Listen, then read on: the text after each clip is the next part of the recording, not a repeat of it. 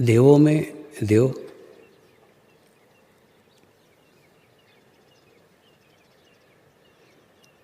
महादेव सबसे बड़े कहलाते हैं।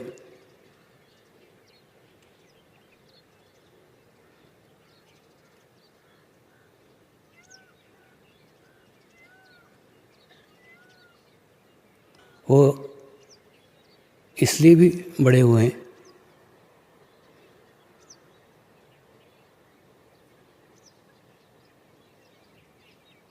क्योंकि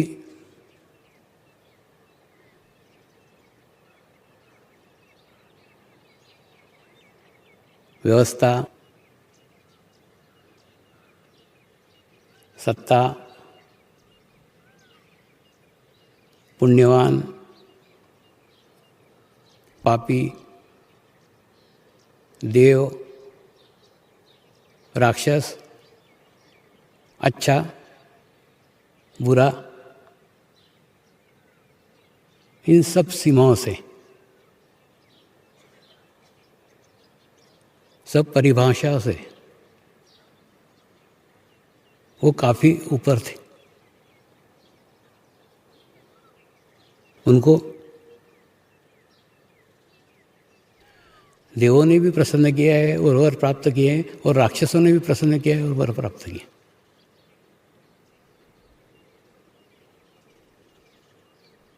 इन्हें सही मायने में उनके दरवाजे सभी के लिए खुले हुए थे।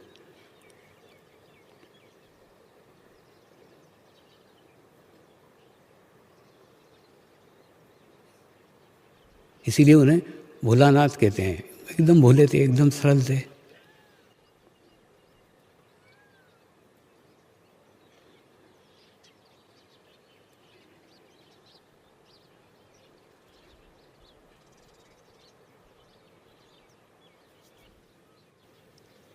शिव का ही दूसरा नाम मंगल है।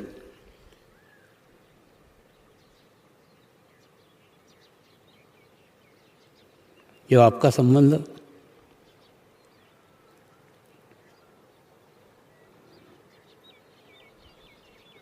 आपके भीतर के शिव से होना प्रारंभ हो जाता है,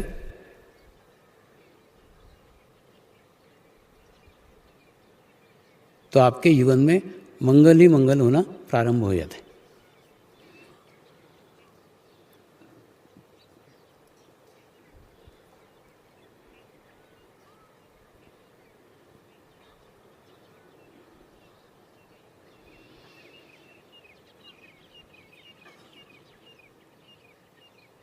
शिव के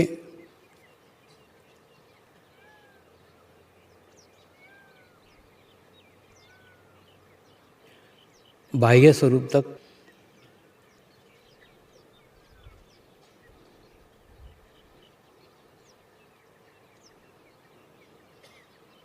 आसानी से पहुंचा जा सकता है,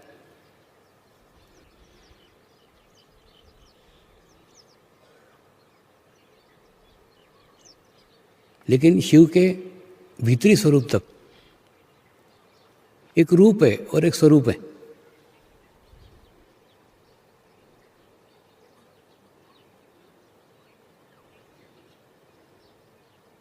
रूप दिखा तो भी स्वरूप समझ में आएगा आवश्यक नहीं है।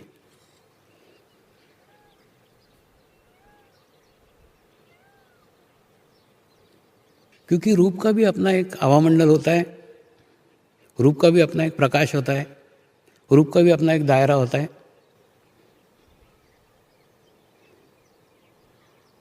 उस दायरे में, उस प्रकाश में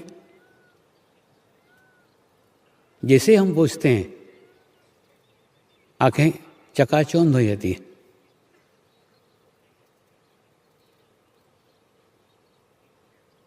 तो स्वरूप देखा ही नहीं जा सकता।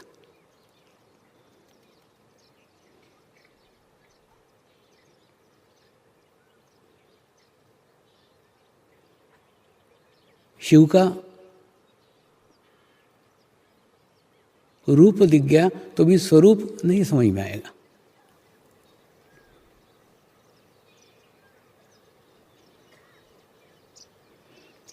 हाँ, लेकिन अगर स्वरूप समझ में आया, स्वरूप जान लिया, तो रूप तक आसानी से पहुंचा जा सकता है।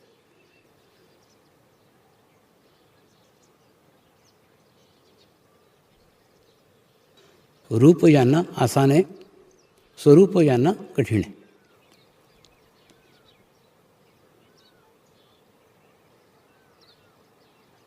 उस भीतर के शिव के स्वरूप को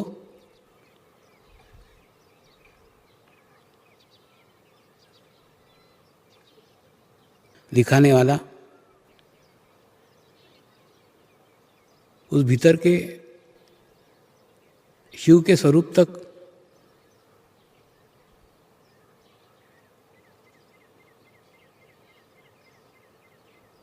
पहुंचाने वाला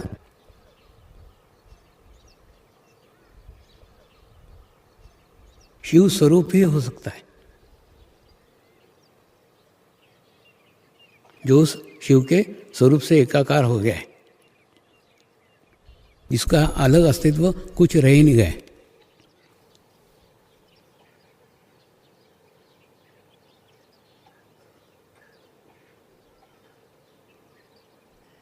ऐसा कोई शिव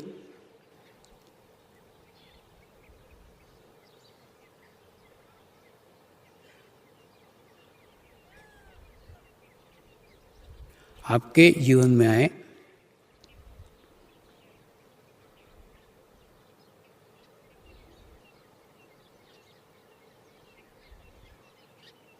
और आपको भीतर की यात्रा पे ले जाए,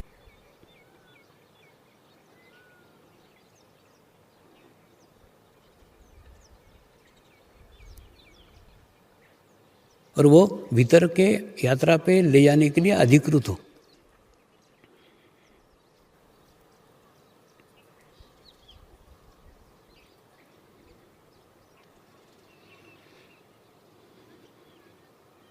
गुरु कृपा में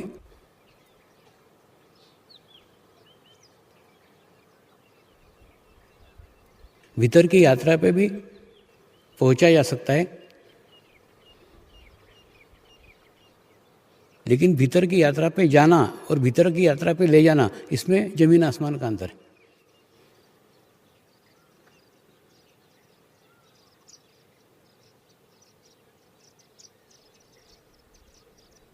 भीतर की यात्रा पे ले जाने के लिए अधिकृत व्यक्ति होना चाहिए।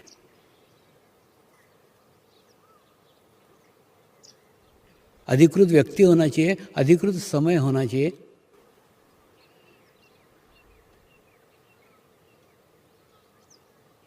और अधिकृत आत्मा होनी चाहिए, जिसको भीतर जाने का अधिकार हो। किसी को भी पकड़ के अंदर नहीं डाला जा सकता।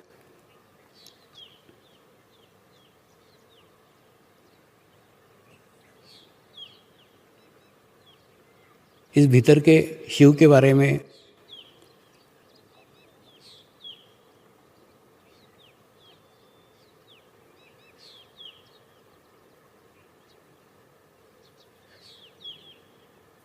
इस भीतर के यात्रा के बारे में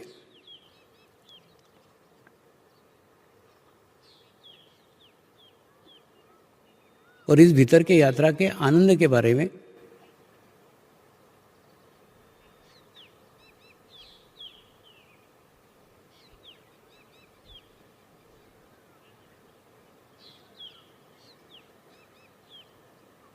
लिखना बहुत कठिन होता है।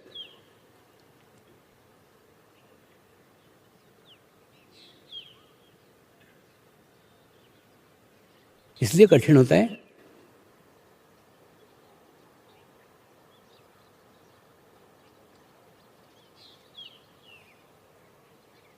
ये एकांकी मार्ग है, जो गया वो गया, वो वापस ही नहीं आया बताने को।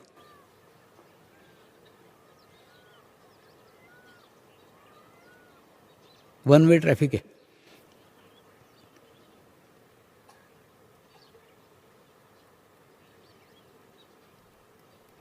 लेकिन पहली बार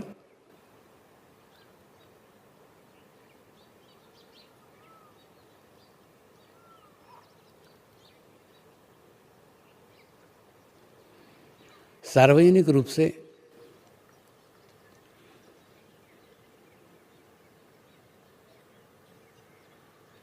गुरु आज्ञा से संत ज्ञानेश्वर जी ने ज्ञानेश्वरी में लिखा था।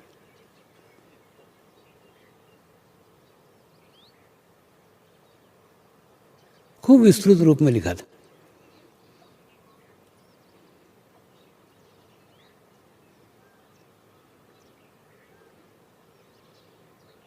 लोग एकदम आसानी से समझ जाए ऐसा लिखा था।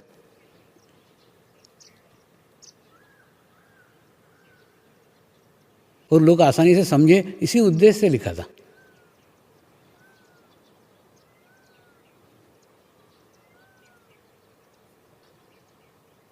लेकिन ये भीतर का मार्ग भी कोई होता है, भीतर भी कोई शिव होता है, भीतर भी जाया जा सकता है।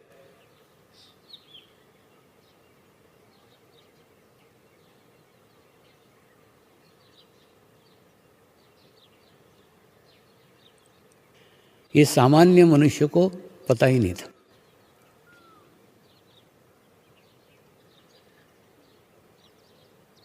सामान्य मनुष्य को इसकी कोई जानकारी नहीं थी।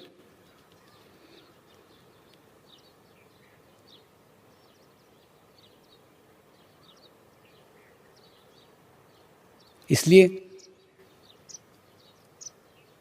उसको निषिद्ध करार दिया गया। ऐसा होता ही नहीं है, ऐसा कहा गया। देखिए क्या होता है, आविष्कार हो, ये नया सृजन, नई घटना, वो सदैव समाज के लिए नई रहती है।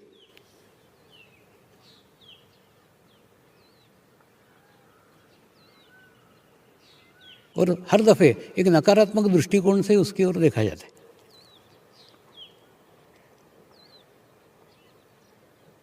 ऐसे ही नकारात्मक दृष्टिकोण से उस समय भी देखा गया। तो संत ज्ञानेश्वर जी ने अपने बड़े भाई से आज्ञा मांगी कि इतना सब कुछ मैंने लिख दिया आपके कृपा में, आपके कहने से, ये लिख करके भी लोगों को समझ में नहीं आ रहा है। और जब तक अनुभूति नहीं होती है, जब तक अनुभव नहीं होता है, उसके ऊपर विश्वास नहीं रखेगा कोई, और समझ में भी नहीं आएगा। तो लोगों को अनुभूति कराऊं क्या? अनुभूति का समग्र ज्ञान था, अनुभूति पूर्ण प्राप्त कर चुकी थी, अनुभूति करा सकते थे। यानी अधिकृत माध्यम थे। जब ये अधिकृत माध्यम थे तो निश्चित ही कुछ अधिकृत आत्माएं भी होंगी जो वो प्राप्त कर सकती थी, आत्म साक्षात्कार को प्राप्त कर सकती थी। लेकिन अधिकृत माध्यम और अधिकृत आत्माओं से कुछ नहीं होता। अधिकृत समय भी होना चाहिए। उनके गुरु ने मना कर दिया। गुरु ने कहा नहीं, क्योंकि अधिकृत समय नहीं है, ये समय अधिकृत नहीं है, ये समय उसके उपयुक्त नहीं है।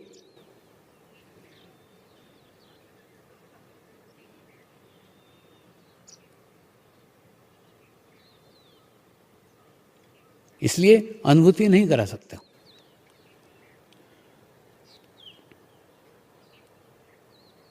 आज से 700-800 साल के बाद में अधिकृत समय आएगा, तब ये कार्य सार्वजनिक रूप से होगा। आज हम उसी काल में जी रहे हैं।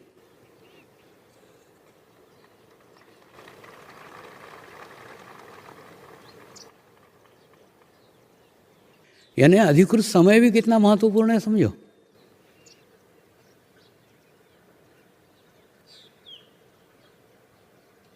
जब तक समय अधिकृत नहीं आता तब तक कुछ नहीं हो सकता। बोलते ना, समय बड़ा बलवान, वही अर्जुन वही बाण। यानी अर्जुन भी वही था, बाण भी वही थे, केवल समय दूसरा था।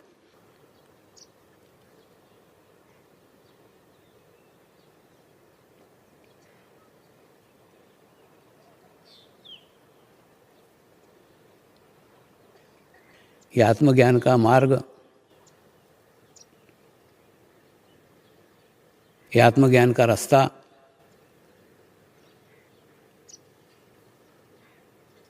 कोई नया नहीं है, बहुत पुराना है। नया है तो समय नया है।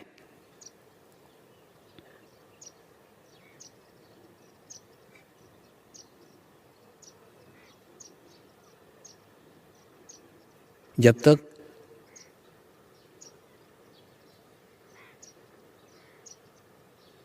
वह समय नहीं आता तब तक कुछ नहीं हो सकता।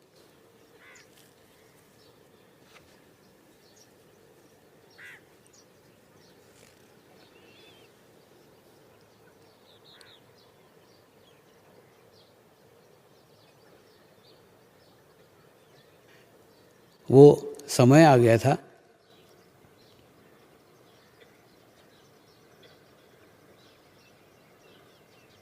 इसीलिए वो ज्ञान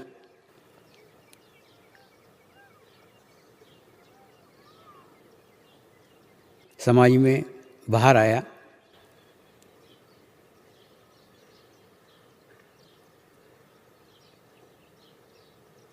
और ये सालों से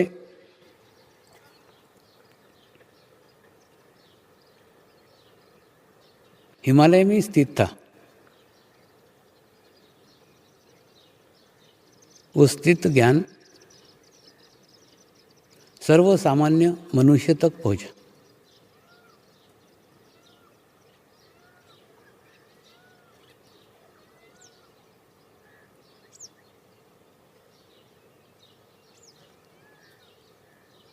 और उनका उद्देश्य भी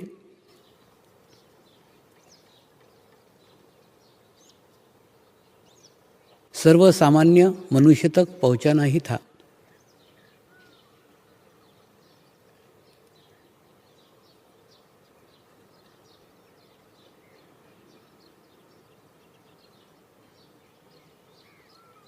क्योंकि मेरे गुरुदेव कहते थे साधु संत सामान्य समाज नहीं है।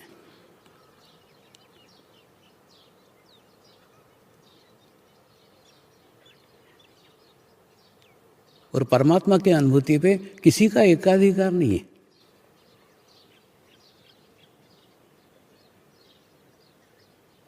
इन संतों को ही मिलना चाहिए, इन सन्यासियों को ही मिलना चाहिए, इन मुनियों को ही मिलना चाहिए, इन ऋषियों को ही मिलना चाहिए।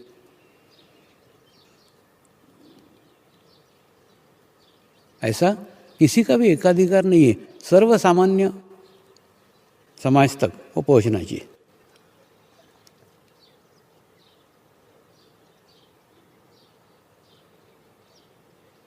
कई बार हम हमारे समाज में रह करके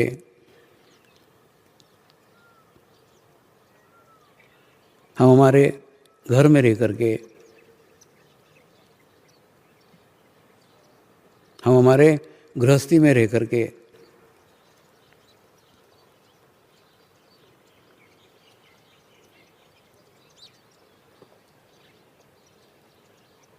अपने आप को खूब निचले स्तर का समझने लग जाते।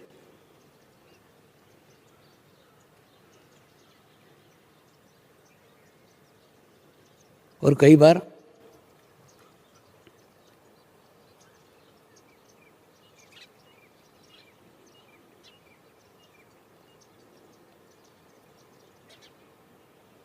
संत महात्मा साधु सन्यासी भी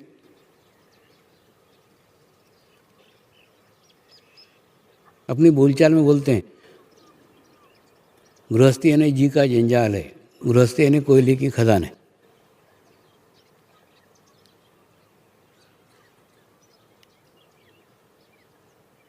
तो बोलते हैं जब होता है ना कोई बात बार बार अलग अलग जगह से सुनी हो तो अपने को भी वैसे ही लगने लग जाता है। जैसे होता है कि नहीं, पिताजी एक आधे लड़के को बोले तू गधा है, तू गधा है, तू गधा है, तो कुछ दिन बाद वो लड़के में गधा तत्व निर्माण हो जाता है, वो अपने को गधा समझने लग जाता है। वैसे ही गृहस्थों को अगर निचले दर्जे का बार बार बताया गया तो वो भी अपने आप को निचले दर्जे का समझने लग जाते।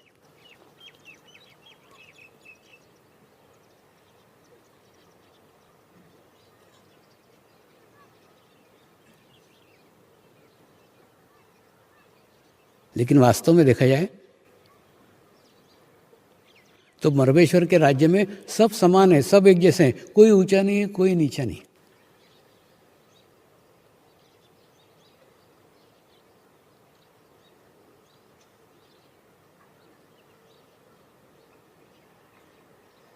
इसलिए आत्मग्लानि मत रखो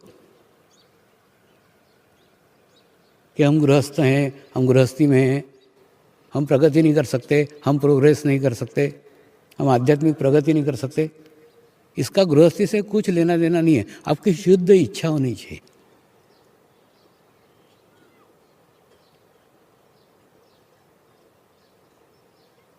गृहस्थ वो मध्य बिंदु है जो ब्रह्मा, विष्णु और महेश तीनों का कार्य करता है।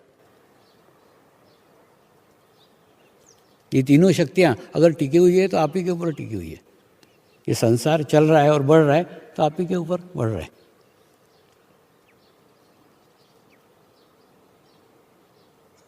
देखो, नई प्रजा को उत्पन्न करके आप ब्रह्मा जी का कार्य कर रहे हो। इससे समाज वृद्धिगत हो रहा है, समाज बढ़ रहा है। दूसरा, उन बच्चों को पाल करके तुम विष्णु का कार्य कर रहे हो। और रही बात महेश की, तो जो साधु सन्यासी है, इन सब के आश्रम आपके ही तो डोनेशंस पे चलते हैं, आपके ही तो दान पे चलते हैं, आपके ही तो मदद पे चलते हैं। तो तीनों को मदद करो, तीनों क्षेत्रों में कार्य कर रहा है। इसलिए कभी मन में मतलब कि हम कुछ कमज़ोर है, हम कुछ वीक है, कुछ नहीं है।